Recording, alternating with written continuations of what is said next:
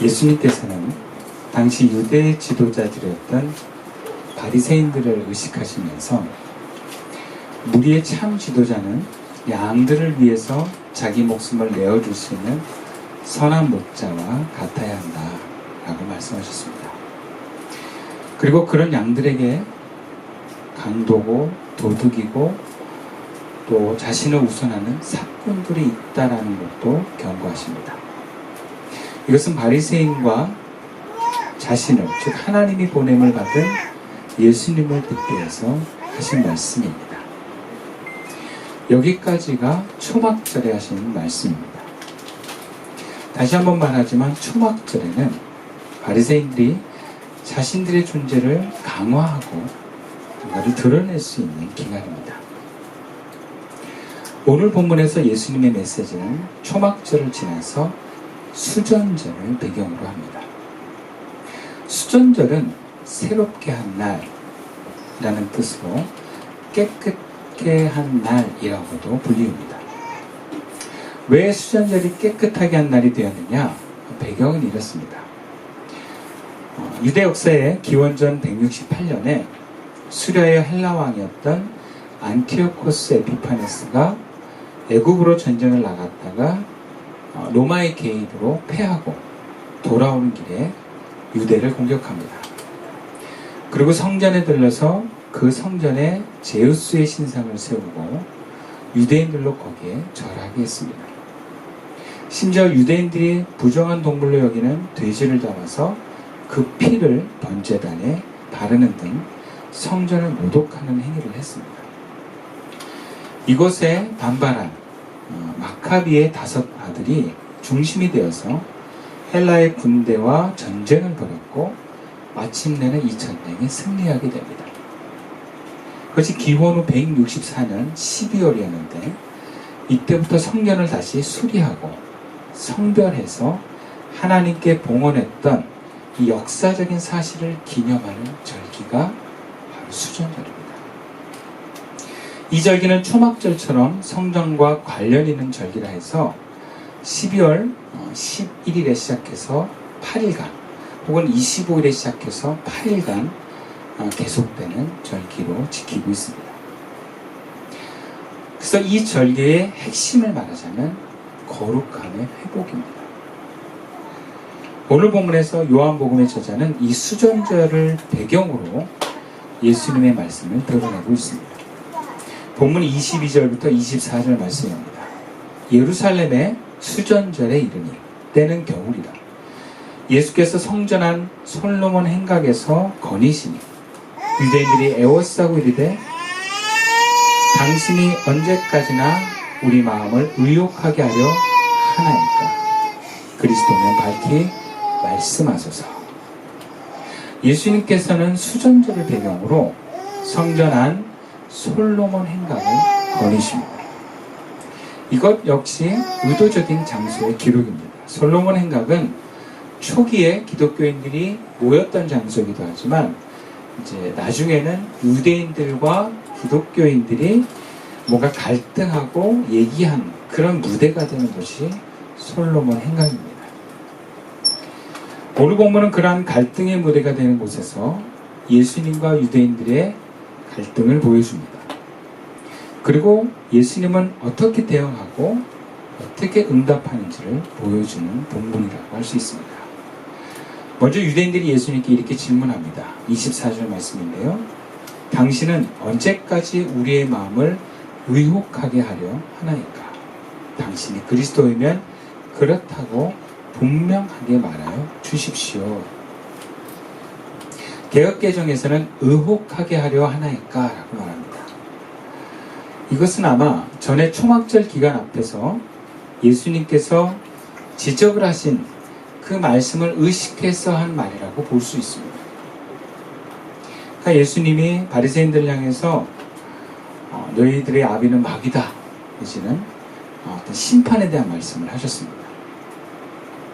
그래서 본 의미를 그 앞에 일어났던 사건, 예수님 하셨던 말씀과 연결해서 풀어보면 의혹하게 하려 하나이까? 이런 뜻은 우리의 목숨을 거두어 갈 것입니까? 혹은 믿지 않는다고 심판을 선언해서 우리를 두렵게 할 것입니까? 그런 뜻을 갖고 있습니다. 이런 예수님의 거침없는 바리새인들에 대한 말씀에 아마 이들의 마음이 굉장히 쫄렸던 것 같아요. 그래서 세 번역에서는 쫄리게 하시렵니까? 이렇게 또 번역을 해요. 마음이 졸렸다는 거죠. 영어 성경에는 서스펜스라는 단어를 씁니다. 불안과 걱정, 그리고 긴장감의 뜻을 갖고 있습니다. 왜 우리도 신방이나 마을 모임에서 누군가가 어떤 직선으로 전곡으로 찌는 말을 할 때 뭔가 이렇게 쫄리는 그런 마음, 아마 그런 반응이라고 볼 수 있습니다.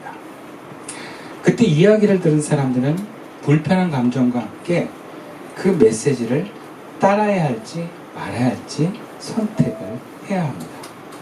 그러니까 예수님께서 강력하게 돌려 말하지 않고 바리새인들에게 전곡을 딱 찔렀을 때 바리새인들은 선택을 해야 돼요.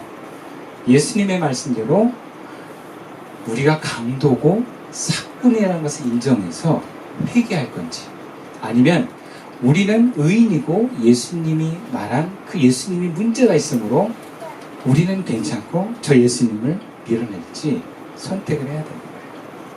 근데 그런 선택에 앞서서 바리새인들은 예수님한테 우리가 선택을 잘할 수 있도록 도와달라는 거죠. 근데 어떻게 보면 우리가 당신 말을 들을 테니까 당신이 메시아임을 확실히 보여라, 뭔가 믿으려고 하는 질문일 것 같습니다. 사실은 그렇지 않다는 것이 그 다음에 예수님의 말씀에 보여줍니다. 예수님은 확신 있게 그들에게 말함으로 메시아임을 그들에게 설득하고 있는 것이 아니라 이미 너희들은 안 믿고 있다는 것을 작정하는 것을 알려줍니다. 그래서 그 선택을 물론 해야 되지만 바리새인들은 선택이 아닌 이미 자신들이 원하는 답을 듣고 싶어 합니다. 아니면 자신들의 주장을 지킬 수 있는 예수님의 어쩔 수 없는 결과를 보고 싶어 합니다. 당신이 그리스도이면 그렇다고 분명하게 말하여 주십시오. 그 요구는 정말 그리스도인지 알려고 하는 것이 아니라는 겁니다. 근데 예수님의 대답이 놀랍습니다. 25절 말씀인데요. 예수께서 대답하시되 내가 너에게 말하시되 믿지 아니하는도다. 내가 내 아버지의 이름으로 행하는 일들이 나를 증거하는 것이거늘. 그러니까 예수님을 향해서 유대인들이 당신이 그리스도입니까? 라고 하는 질문에 그렇다, 나는 그리스도다 라고 대답을 해주신 게 아니에요. 왜냐하면 아까도 말씀드렸지만 이미 유대인들은 예수님을 그리스도로 믿고 싶어 하지 않습니다. 다시 말해서 유대인들은 예수님을 믿지 않고 싶으면서도 예수님이 그리스도냐고 묻고 있는 거예요. 많은 경우 사람들은 몰라서 묻는 것이 아닙니다. 아니 정말 그 대답에 따라서 행동하려고 묻는 것이 아닙니다. 자신이 선택한 마음을 놓치고 싶지 않아서 자신의 선택을 더 확신하고 싶어서 묻는 경우가 많습니다. 오늘 본문의 예수님은 그들의 의도를 알아차리십니다. 그리고 이렇게 대답하십니다. 25절 말씀 다시 읽어보면 내가 너희에게 이미 말하였는데도 너희가 믿지 않는다. 내가 내 아버지의 이름으로 하는 그 일들이 곧 나를 증언해 준다. 너희가 만약 믿는다면, 믿으려고 했다면 내가 한 일을 보고 너희들은 믿었어야 했다. 나면서부터 눈먼 사람을 눈뜨게 했는 그 사건으로 너희들은 믿었어야 했다. 근데 그 일을 보고도 믿지 않으니 내가 무슨 말을 해도 너희는 믿지 않을 것이다 라는 말씀입니다. 그리고 다 그 다음에 이렇게 말씀하십니다. 너희가 내 양이 아니므로 믿지 아니하는도다. 너희가 믿지 않는 이유 몰라서가 아니야. 내 양이 아니기 때문이야. 무슨 말입니까? 믿지 않은 문제가 내 문제가 아니라 너희의 문제라는 겁니다. 구체적으로 내가 그리스도냐 아니냐의 문제가 아니라 너희가 이미 믿지 않기로 작정했기 때문에 그 작정한 너희들은 내 양이 아니기 때문에 안 믿는다는 거예요. 여기서 전하는 메시지가 무엇입니까? 또 요한복음의 저자는 이 말씀을 통해서 무엇을 전하고자 하는 것입니까? 너희가 내 양이 아니므로 믿지 않는도다. 다른 표현으로 너희가 믿지 않는 것은 예수님의 양이 아니기 때문이다 라는 말입니다. 그렇다면 우리가 믿지 않는 것에 대해서 그 믿음의 문제가 내 문제로 인식이 될 때 믿어지지 않은 이 상태가 과연 예수님과 어떤 관계에 있는가를 들여다봐야 합니다. 오늘 본문에서 22절부터 41절까지의 믿음이라는 단어가 5번 나옵니다. 그만큼 중요한 단어입니다. 예수님을 믿느냐 믿지 않느냐의 문제입니다.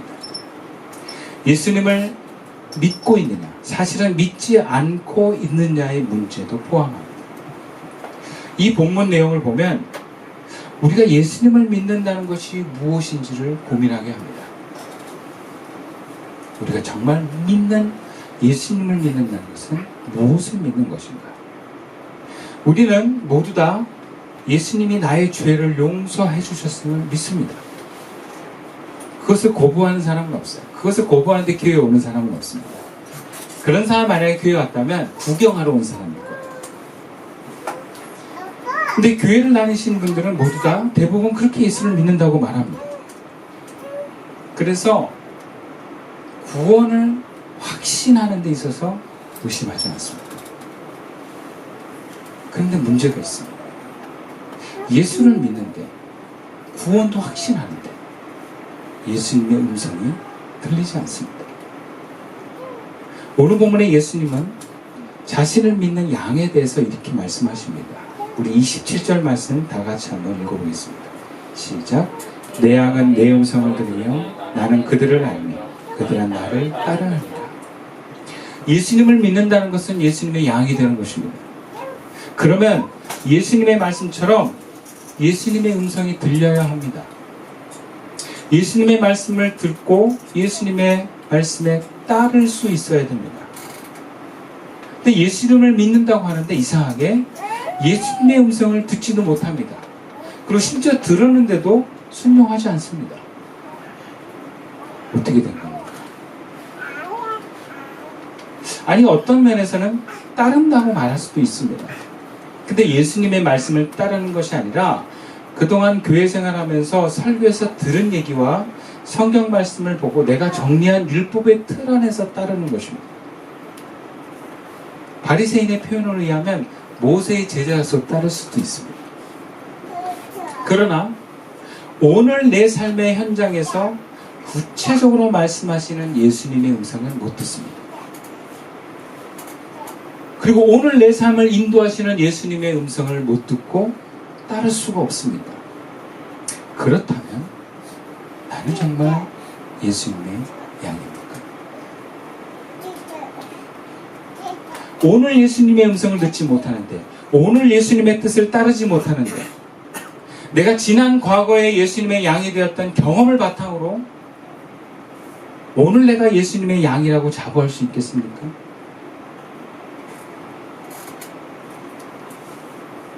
오늘 우리는 내 자신을 살펴봐야 합니다. 나에게 지금 예수님의 음성이 들리는가? 또 오늘 들려주시는 예수님의 음성을 듣고 내가 따라가고 있는가? 내가 지금 들려주시는 예수님의 음성이 들려지지 않고 있다면 나는 지금 내가 믿고 있는 예수님은 어디 계신 예수님인가? 혹시 영 밖의 예수님을 믿고 따르는 것은 아닌가? 다시 한번 말씀드리지만 예수님을 믿는다는 것은 내 영의 자리에 예수님을 모시고 그 예수님의 음성을 듣고 그분의 음성을 따라가는 것입니다. 이것은 의무나 의지가 아니라 따라가치게 되는 것입니다. 양들이 목자의 음성을 들었을 때 따라갈지 말지를 고민하지 않습니다. 자연스럽게 따라갑니다. 근데 어떤 이들은 이에 반발합니다.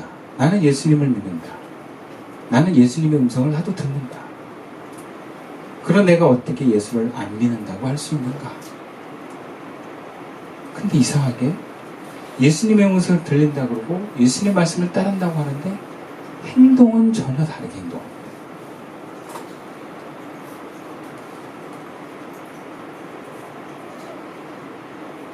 양의 편에서 예수님의 음성을 듣고 듣는 것으로만 끝나지 않고 그 음성을 듣고 따라갑니다. 그럼 예수님이 우리를 부르는 삶의 자리에서 음성을 따라가는 것은 삶입니다.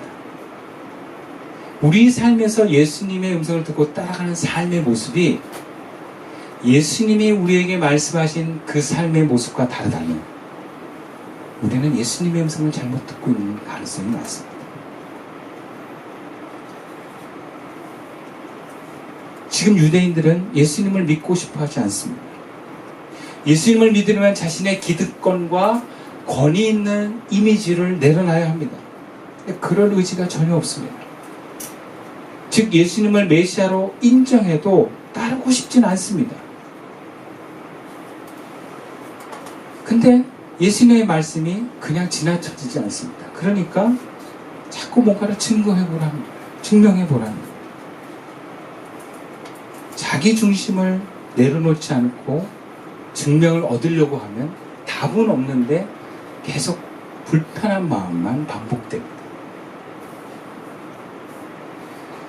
우리가 만약에 예수님의 말씀을 듣는다고 하는데 여전히 그 마음에서 저항하고 있다면 그것은 내 중심의 주인이 나라고 하는 증거입니다. 내 중심의 주인이 나라는 것은 내가 영의 자리에서 예수님을 모시고 있지 않다는 증거입니다. 내 자신을 내려놓을 때 내 중심의 주인이 예수님을 고백하고 그분을 모실 때 우리는 순순히 따를 수 있습니다. 결과적으로 예수 믿는다는 것은 이렇게 자신을 내려놓고 예수님의 말씀에 따르는 것입니다. 영의 자리에서 나와 에고의 나가 올 수 있는 자리는 다릅니다. 영의 자리는 하나님을 만나는 자리입니다. 내가 없어지는 자리입니다. 그래서 영의 자리에서 나는 그리스도와 연합하고 하나 되는 자리가 될 수 있습니다. 그런 나를 확신할 수 있을 때 우리는 주님의 음성이 들려지고 그 음성을 따라가는 양이 됩니다. 양은 목자의 음성을 듣고 따르는 것은 선택이 아니라 자연스러운 것입니다. 우리는 이것을 기도할 때 경험하게 됩니다. 기도는 내 마음의 문제를 하나님께 올려드리는 것만이 아니고 기도는 하나님의 말씀을 듣는 자리이면서 하나님과 연합하는 자리입니다. 내가 내려놔지면서 하나님과 하나 되어가는 자리가 바로 기도의 자리입니다. 내가 하나님의 말씀이 내가 힘들고 어려울 때 위로와 격려의 말씀으로 들려지기도 하지만 그 이상으로 기도는 주님과 하나 되어가는 자리입니다. 근데 주님과 하나 되어가는 그 자리에서 우리는 나를 내려놓는 싸움을 하게 돼 있습니다. 내가 듣기 싫고 거북한 선택이 요구되었을 때 그것을 내려놓는 싸움이 우리 기도 과정 중에서 일어납니다. 본문에서 예수님은 자신이 메시아됨을 증거하셨습니다. 네가 메시아냐? 분명히 말해달라. 이런 요청에 너희들에게 이미 말했지 않느냐? 내 행동으로 이미 증명되지 않았느냐? 그러시면서 예수님은 자신의 메시아됨을 이렇게 증명합니다. 본문 30절 말씀입니다. 함께 읽어볼까요? 시작. 나와 아버지는 하나임이라 하시네. 무슨 말씀입니까? 내가 메시아다라는 거예요. 하나님과 그가 보내신 아들은 하나입니다. 스스로 자신이 메시아됨을 선포하신 것입니다. 이것은 그들의 질문이었습니다. 그 질문에 대한 대답이었습니다. 근데 유대인들은 기다렸다는 듯이 이것을 빌미로 돌을 들어서 예수님을 치려고 합니다. 우리는 예수님을 믿습니다. 그렇다면 예수님을 믿고 따르는 양입니다. 내가 듣기 싫고 불편해도 그 말씀을 따르고 있다면 우리는 예수님을 믿고 그분과 동행하는 삶을 살고 있는 것입니다. 근데 많은 이들이 예수를 믿는다고 하면서도, 또 우리 자신이 예수를 믿는다고 하면서도 불편한 이야기를 듣기 싫어합니다. 분노합니다. 하나님을 원망하기도 합니다. 그래서 예수님을 밀어내는 일을 우리도 하고 있습니다.